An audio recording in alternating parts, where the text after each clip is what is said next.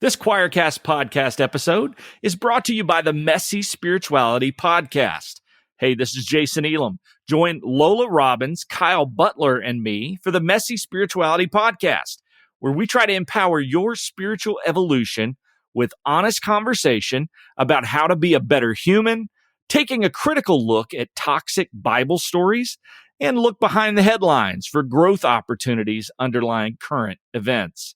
Hey, it's a bisexual hairstylist who escaped a cult, a black mystic, and a recovering Southern Baptist preacher. What could possibly go wrong? Check out the Messy Spirituality Podcast wherever you listen to podcasts. The mind that was in Jesus, that mind is in me. Without me, life has no meaning. Why would God tell you what I'm thinking and tell you what I've said to my wife or my husband when you're not around? It's because I'm the pastor of the church and I need to know. This is the only place where you can see truth. Hey, Heathens. Welcome to the Deadly Faith Podcast, where religion and crime collide. I'm Laci. And I'm Lola. And this shit is crazy. Hey, everybody. And if you are here, then you probably know that we have wanted to start this podcast for a while. And I've actually been covering some true crime cases over on YouTube. It started out called, what was it called? Church Crime Time Tuesdays. What? And you just forgot what it was called? I did. I totally forgot. Because this is the third time the name has changed. So it started with Church Crime Time Tuesdays. And then I had to take a break from doing all the true crime cases because we moved across the freaking country. And then when I started doing the true crime cases again, I changed it to When Religion and Crime Collide.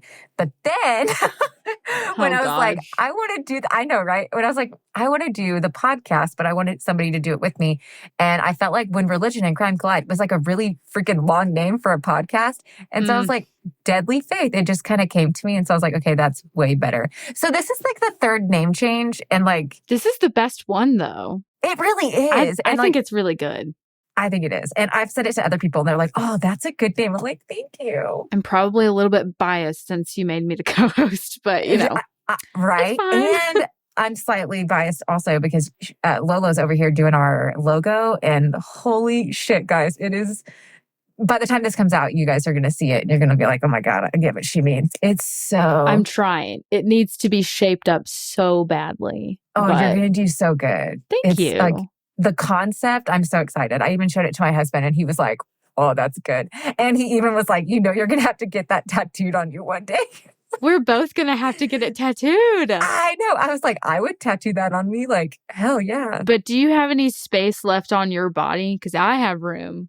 But do you? Oh, I have tons. I have tons of room. I just have the one arm that's pretty covered. I still have space, but it's up Aren't there. Your legs done? Are your legs done? I have one leg that like my thigh is done with like a big like Harry Potter collage kind of piece. That's what I thought. Yeah, I love Harry Potter. Hate J.K. Rowling, okay, guys? So don't hate me. But oh yeah, we're not.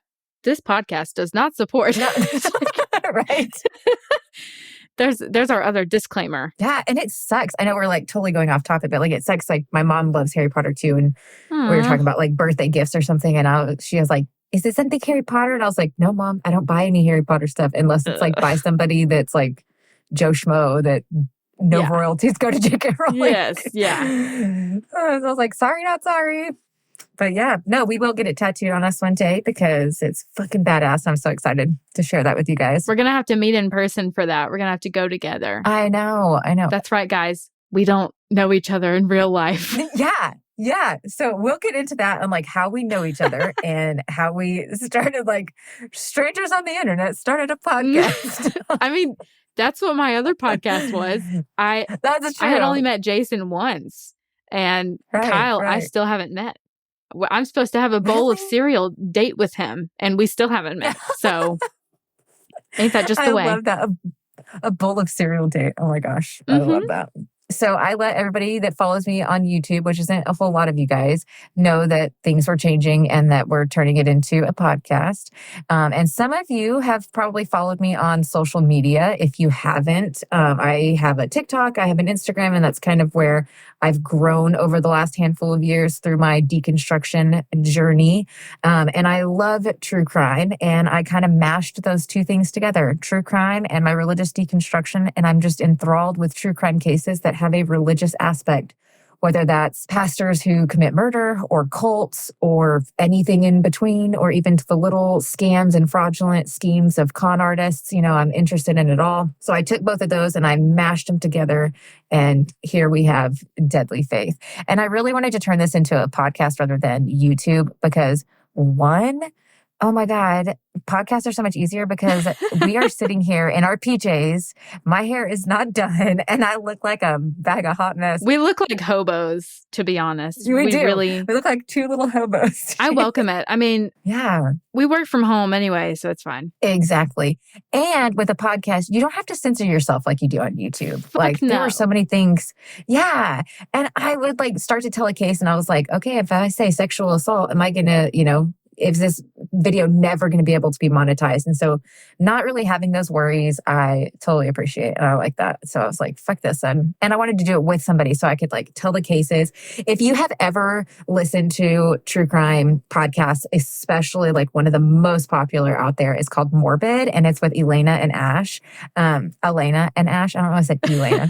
Elena and Ash. I was like, wait, I said that wrong. If you're ever listening to this, I'm sorry. I love you guys. They're my favorite duo where they do podcast or true crime cases together. And so we're going to kind of structure it in the same kind of sense of the way they do it. So one of us is going to be sharing a case and the other one is going to be giving their reactions to it. A lot of these cases, the other one is not going to know about. They're going to know who the case is, but not necessarily the details unless it's a case they're already familiar with. We're not allowed to go look it up. Yeah. Boundaries on each other. Yeah. We are each other's accountability partners. Yes. Oh, that's so Christian of you. Thank you. I know. Thank you. I had to throw that in there. Pray for me. So we really want you guys to hear our real life reactions to these cases. And yeah, it's going to be fun. We are going to start the very first, which isn't this episode, next episode, the very first actual true crime case. We're going to go slow with you guys and start one that's not too diabolical. There's some murder, but it's not too bad. It's palatable murder. It's palatable. That's what I just thought. You can... No, I don't want to say. I almost said it's an acquired taste murder, but that is not at all what I. No, sorry, that's it's not, just that's, maybe yeah. mildly palatable. It's mildly palatable, and you'll understand, especially whenever we get to episode 2, because Lola is going to take you guys and throw you right off the deep end with the one fish. With the fish, with the fucking Albert. fish. If you've ever heard of the case of Albert Fish, don't go look it up. Wait till next week. Until Lola can tell you the story. But we're going to throw you off the deep end because that one is fucking crazy.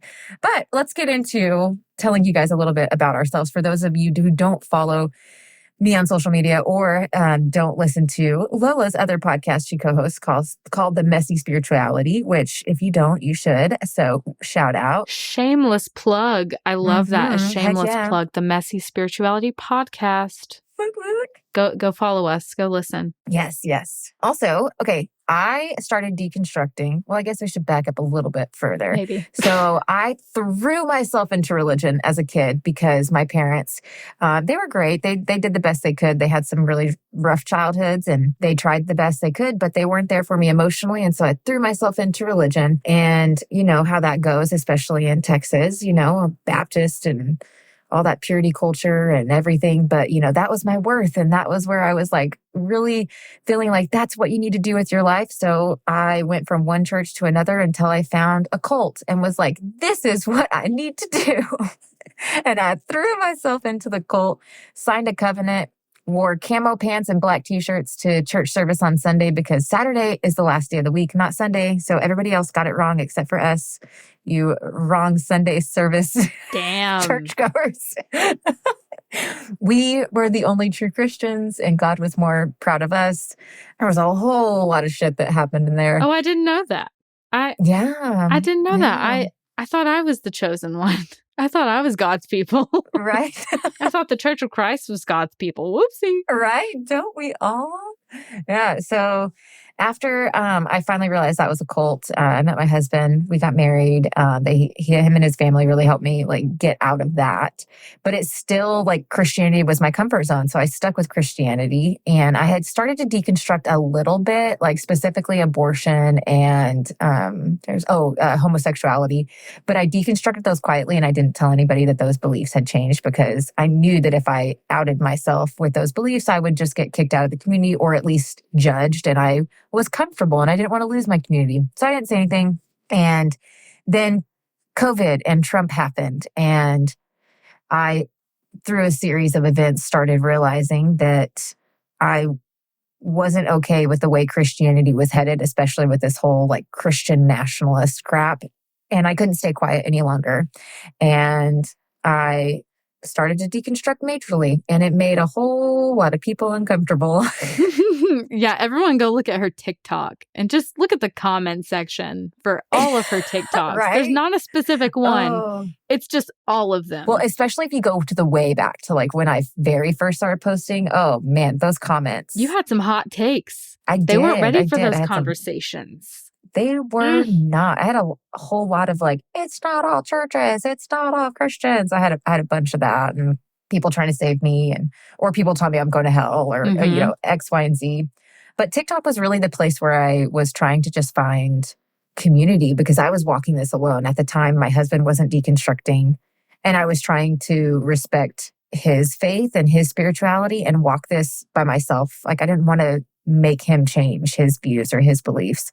I wanted to respect his, and he tried his hardest to respect mine. And I think we both did a really good job, but it was very hard for a very long time. And we've both come a long way over the last couple of years. And he's changed a lot. He's even deconstructed to a point of some extent. We both kind of are like, man, what is spirituality? We don't know. We're still figuring it out. Same. Join the club. We've got jackets. Yeah, no, right. So I started sharing on TikTok.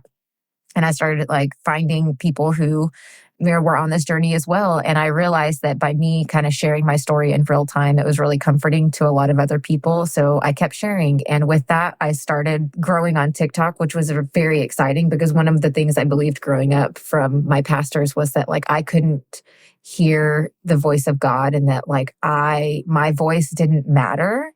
And that I needed to lean on everybody else, what everybody else said and what my leader said. And basically just like, it was their way of like keeping me in the fold. How did they know you couldn't hear the voice of God? Oh, it was so frustrating. It was like when something, I'd be like, oh, I think God is telling me to do this, or I should go here, I should do that. They'd be like, God's not telling me that. And because they were the pastor or the leader, it always made me feel like, oh, okay, well, then I can't hear from God. What's God sound like?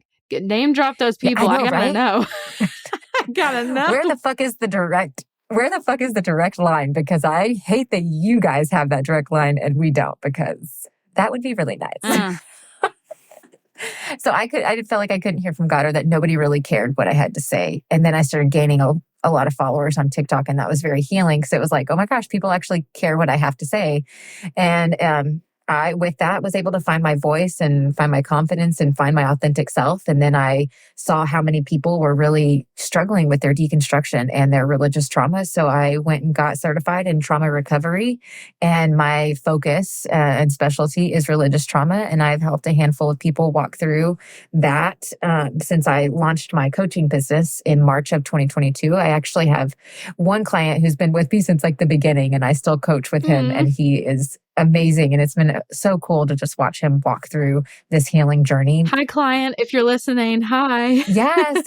You know who you are. I don't name names because it's a part privacy. of our privacy. Mm-hmm. Very, very private with it. But I love it. It's really cool to me that it's a guy. Like, I totally expected more like girls to be my clients. But because, guys in general, it's just that toxic masculinity and trying to especially overcome that. Like, dealing with their trauma is not manly. And especially within Christianity, it's like you are the man, and that toxic masculinity I feel like is like a next level within Christianity. So it's just been really cool to watch that and walk that through and everything. And let's jump into Lola and have Lola share her story a little bit. And then we'll get into how we know each other. Oh my gosh. As strangers on the internet. Yes. You could be a serial killer for all I know. I mean, right? You could be lying about your dog's name. I don't know. What is in your basement right now, Lola? We don't know. It's fine. Actually, okay. No. I can't say that. Okay, this is stupid. There's a room in my basement. It's underneath, technically, my front porch, and it's like completely concrete underneath there. And it has like a door opening or like a makeshift door opening. It's always been there. So I bought my childhood home. So ever since my mother had first purchased it, it's been there. And the first time we went to go see this house, Jessica, my sister, and I walked into the basement, saw it. And I think it was her that coined the phrase. She was like, "Why is there a Holocaust room in here?" I'm not joking. And I was like, Holocaust? She's like, where you like would hide people. She's like, why is that here? And I was like, oh my gosh, that's not where I went. But like, oh, no. Like where people would hide. Like I guess it was an attic, but she was like where you would hide people. And I was like, what? Oh my God, it's a Holocaust room. Oh God. And then so we ran upstairs and my mother was like, girls, we are in Birmingham, Alabama. There is no way that is what you think that is. But like we were kids, and so we didn't know. So now, but like, oh my gosh, we've named it that. So now it's what I call it because I can't call it anything else for some reason. So technically that's in my basement, but I promise nothing illegal has ever occurred there. Nothing else. I store bicycles in there. If it was that kind of illegal where you're, hiding people for their safety, that's fine. More power to you. Like, yeah, break the law. Yeah, fuck the man. The man with the stupid mustache with mommy issues. Anyway, God. We just went right off topic. Okay, so my deconstruction, we could talk about that. Yes. If you want to hear the full story, it's in the Messy Spirituality podcast. I'm interviewed twice. Perfect. Once when I was in the middle of deconstruction, kind of at the beginning of it, and then a year later, and like my progress through spirituality. We'll link in the description. We'll link a few of our interviews with other podcasts, as we've deconstructed. So if you guys want to dig more into our past, then go for it. I'm going to try to give the briefest overview. So I know it's so hard. It's very difficult. So ever since I was born, I was raised in the Church of Christ in Alabama. So, Alabama. Super, super conservative. I mean, we didn't wear doilies on our head, but we couldn't eat in the worship hall kind of thing. Oh, wow. It was extremely culty, but I never placed that growing up. It never clicked with me at all. It was normal. Yeah. I mean, I thought all good people go to this church and all good things come from this church. Mm-hmm. I was misled. And so I married some guy that was in the church. He grew up in the Church of Christ, but he was from a different state. We met at church camp. Oh. Where you're supposed to meet your spouse is what we were always told. Oh, really?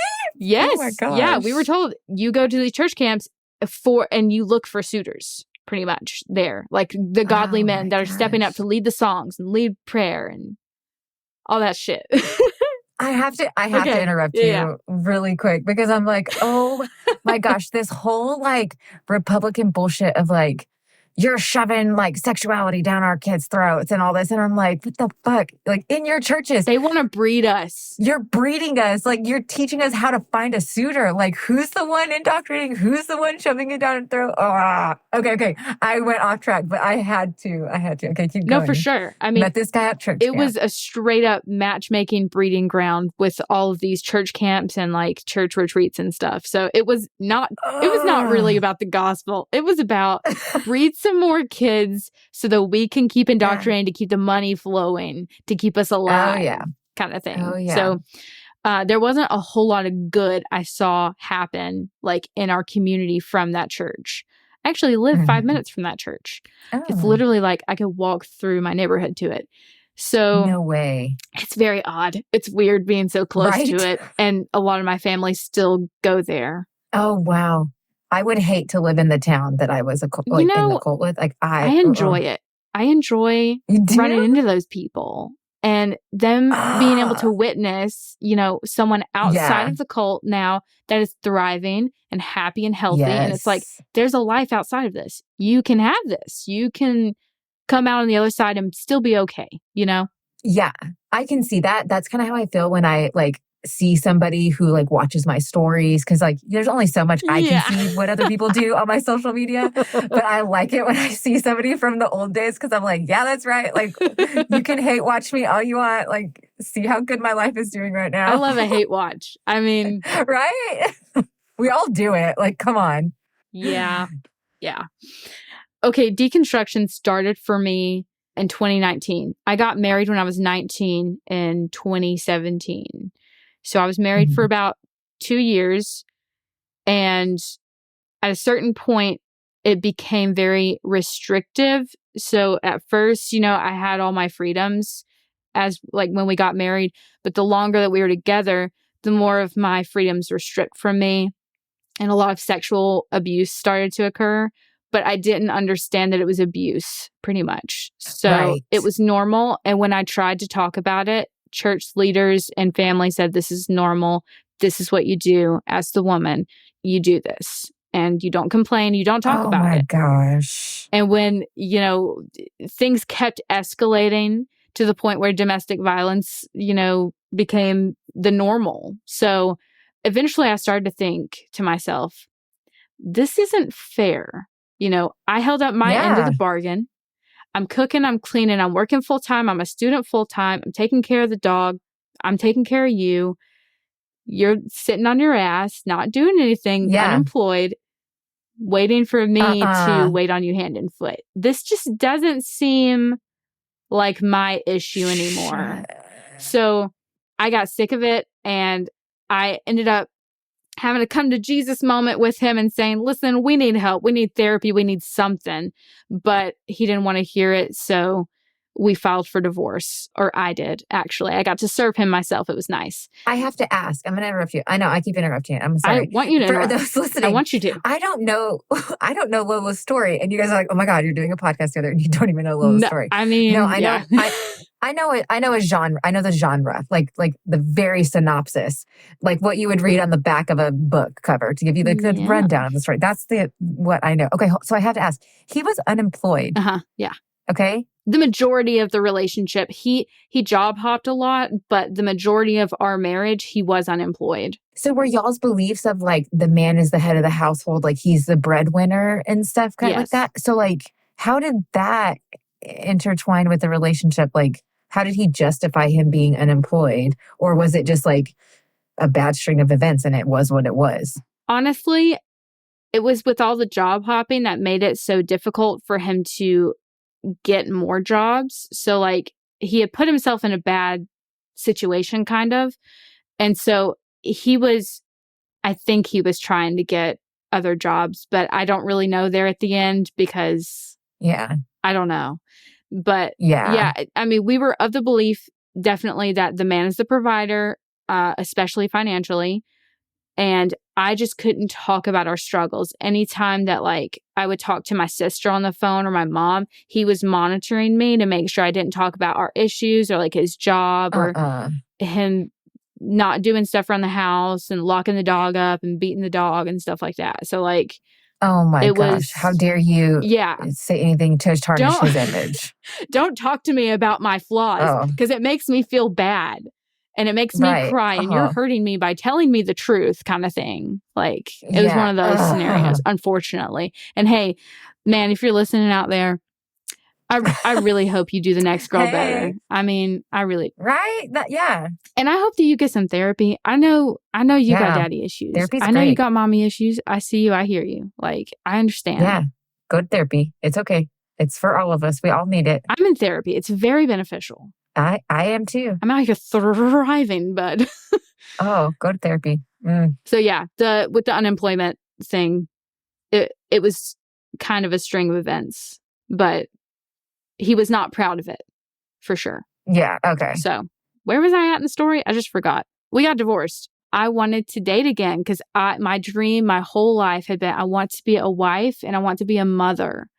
And I want a family to take care of. That was my dream. And it still is to a certain extent. I think it's one of the most honorable things I think a person could be. And I wanted to start dating again. And I brought my new boyfriend to church with me.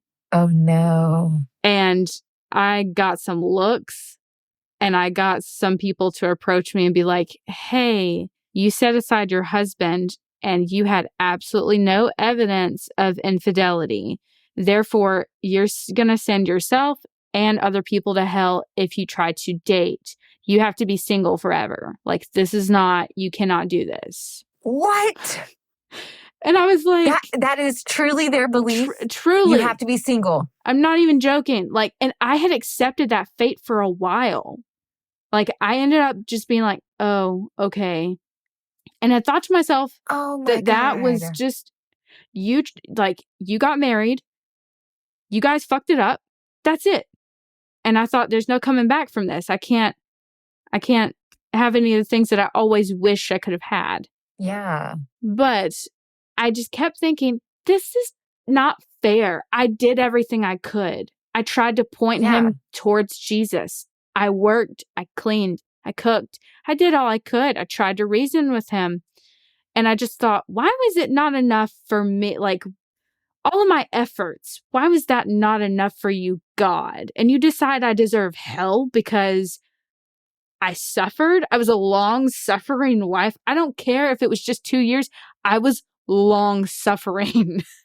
Yeah. So I was like, that seems weird. I ended up reaching out to every single pastor I could get my hands on. And I said, do you think I'm going to hell for this? Am I going to hell for this? Give me something to back up. Like, give me evidence and show me that I actually am. I was looking outside of the Church of Christ, which was a big no-no, but I was like, I'm desperate for answers. Is this a general consensus?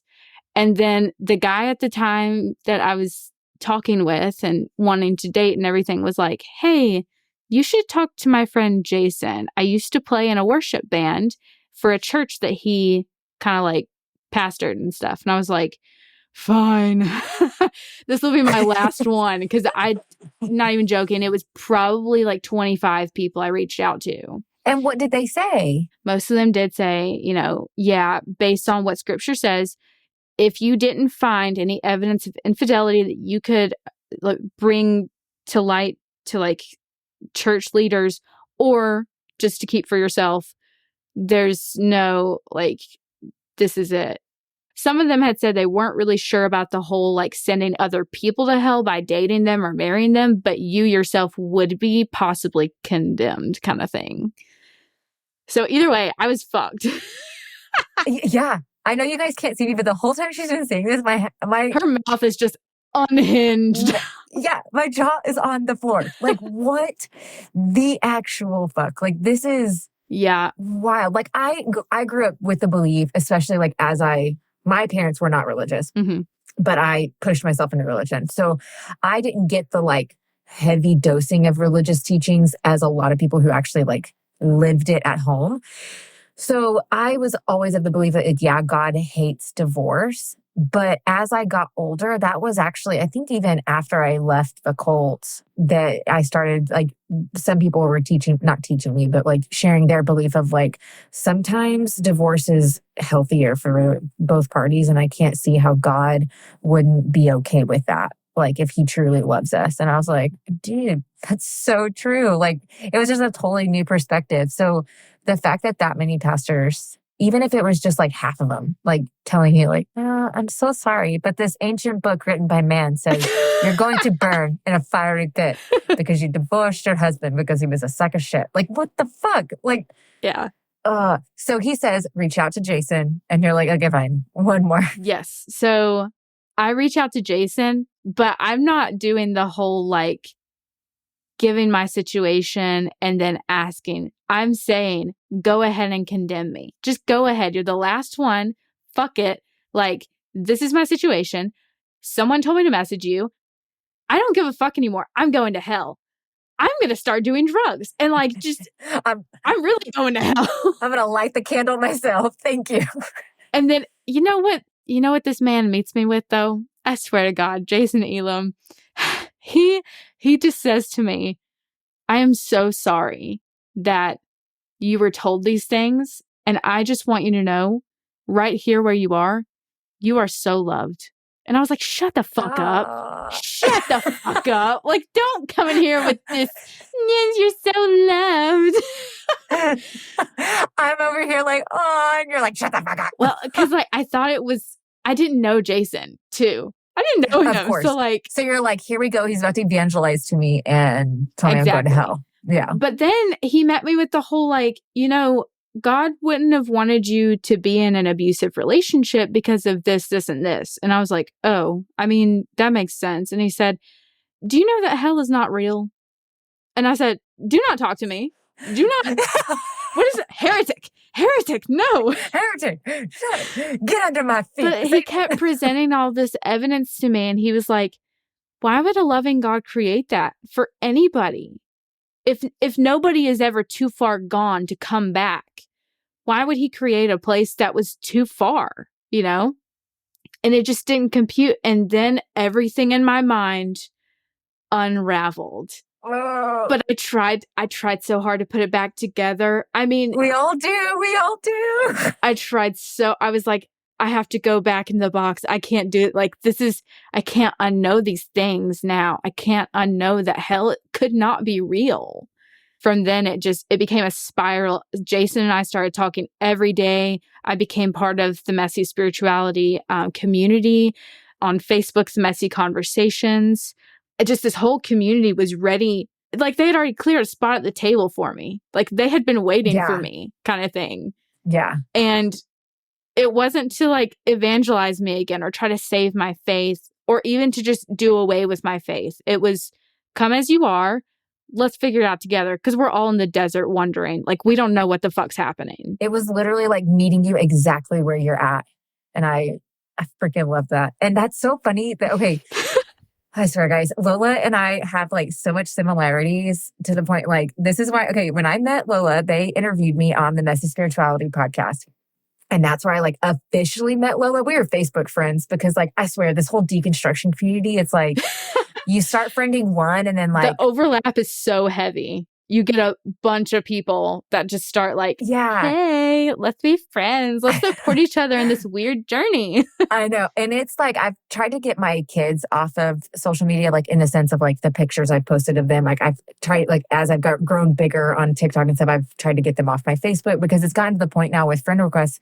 If we've got a couple of mutuals, like in the deconstruction community, I'm like, all right, add, okay, cool. Like I'll confirm. Like Same. It's fun to like grow and meet new people. But like me and Lola were Facebook friends, and then they asked me to interview me on their podcast. So I came on and they interviewed me. We can link that in the show notes as well because that was a much recent. That was like 3 weeks ago, probably like not even 3-4 weeks ago. So after that, because I had already started thinking about turning this into a podcast, but I was like, I need somebody that is into true crime and understands religious trauma in order to like really like talk about these cases. And Lola popped in my head. So I messaged her on Facebook and said, hey, start a podcast with me called Deadly Faith, where we talk about religious true crime. And she was like, oh my gosh, done. So me and Lola met, we FaceTimed and we were like just chatting about everything. And for one, Lola and Laci, like the names just like they go really well together. It's just so cute. I know. They're adorable. You guys love them. I know you're going to love them because we love them. But not only that, we've deconstructed. We both like have tattoos. I feel like we both kind of have that similar like personality of like just very bubbly and out there where our give a fuck is broken. Give a fuck is broken. Definitely gotten to that. Yeah. Like we have gotten to that point where both of us are like, our give a fuck is broken. And then like the day we're FaceTiming, my dog walks in and we had just rescued her from the shelter. Yes. We have to tell them yes. This is the funniest thing. So I was like talking to my dog and she's like, oh, is it a dog or a cat? And I was like, it's a dog. And I turned my camera so she could see my dog and her face looked like she just saw a ghost. And I was like, like, there's nothing weird about my dog. Like, it's so weird. And she's like, oh my God. And she just runs inside of her house. Like, mind you, we're on camera. So like her phone is shaking. She runs inside her house. She goes, I have to show you something. And she turns her camera around. And I swear to you, I am looking at my dog in her house. And I was like, what the fuck? Like, it was like a time warp or like a metaphysical anomaly was happening because our dogs look almost identical. Almost identical. And they're both girls. My dog is white. And they're both girls, yeah. So my dog's white when she has black patches on her, and she has a black patch around one of her eye. And on that eye, she has black eyelashes, and on the other eye, she has white eyelashes. And it's the same with her dog. She has the black patch on her eye, and same thing. It's so crazy. So, and doesn't Luna have like a little fleck of brown or something? She does. Okay. On her patch, she has a small little fleck. Yeah. Leia has a little bit more, I call her Leia, but her name is Weya with a W, but I keep calling her Leia. Anyway, it's fine. Yeah. She loves it. I keep wanting to say Leia because then we're all else. Do it. Laci, Lola, Luna, and Leia. That's the music intro. It should just be... Oh my really gosh. set the mood for true crime. Hilarious. It's fine. Right. It's like if you guys watch what is her name? Bailey Sarian. She's like, oh, murder mystery.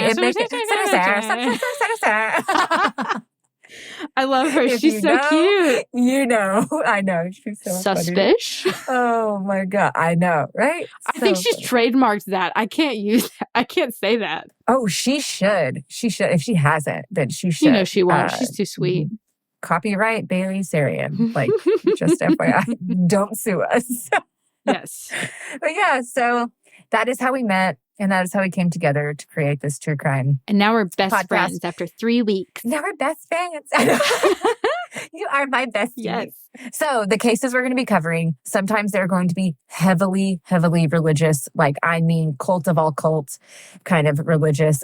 Pastors are going to commit murder, corruption, all of the things. But then sometimes the religion is going to be just vaguely tied to the case. We're going to try to really dissect how religion played a role in the case, and how it helped or how it didn't help, and kind of talk through that with the, perspective of two people who grew up in religion and threw themselves into religion and then drugged themselves right out. And listen to a lot of true crime. Yeah.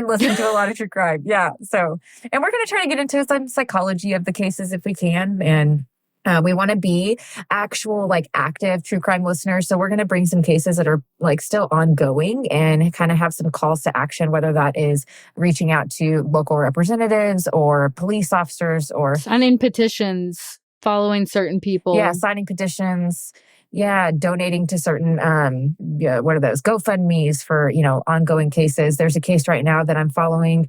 I don't want to talk about it for legal reasons at the moment, but as things kind of progress, that is definitely going to be a case that I want to cover because it's ongoing and this family needs justice. And so we're going to really implore you guys to be active true crime listeners so we can make a change and a difference. Even though true crime is, entertainment, it's also it's always a call to action, to be honest. Yes, because even if the person has received justice or their family has received justice, at the same time, we have to be self-aware and actively know what caused the downfall of this person to commit such a crime. How can we prevent this? How can we better support people that are being afflicted, in the same manner? So it's entertainment, but it's educational too, kind of. Yes, very, very educational. Well, yeah, not even kind of, I'd say very educational. And specifically for the religious true crime cases is